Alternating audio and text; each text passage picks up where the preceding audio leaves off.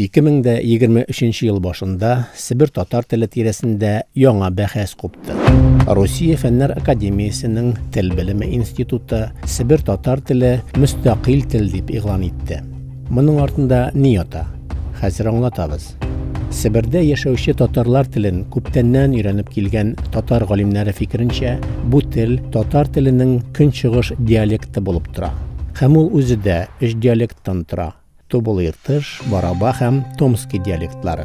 Габделхай Әхәтов, Диләрә Тумашева кебек күренекле галимнәр раслаганча, бу диалектлар бер-берсеннән шактый аерыла һәм уртак Сибир татар телен булдыру өчен нигез дә юк.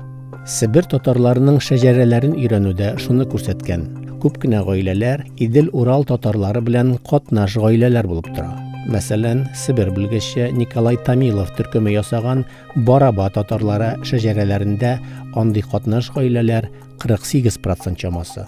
Сибир татар теле аерым булырга тиеш диючеләр исә бу телнең үзенчәлекләренә басым ясый. Алар әдәби татар теленнән ерак тора ди һәм бу телне аерым тел итеп исбатларга тырыша. Казан галимнәре өчен Сибир татар теленең диалект булуы мәгълүм әйбер булса, Русия галимнәре бу мәсьәләдә әледән-әле бәхәс оештыра. Белгечләр моны махсус оештырылган эш дип саный. Татар теленнән аның диалектларын тартып алып, татар милләтен бүлгәләү омтылышы дип атый. Тарихчы Дамир Исхаков бу Сибир татар мәсьәләсе гел җанисәп вакытларында калкып чыга ди. Моны федераль оешмалар оештыра. Бу эшнең фәнни нигезе юк, бары тик сәяси сәбәпләр генә бар ди ул. Кайбер Сибир татар активистлары исә Сибир татар теле аерым тел дип саналса, аңа кеше телләргә каралган субсидияләр тамырга мөмкин дип өметләнә.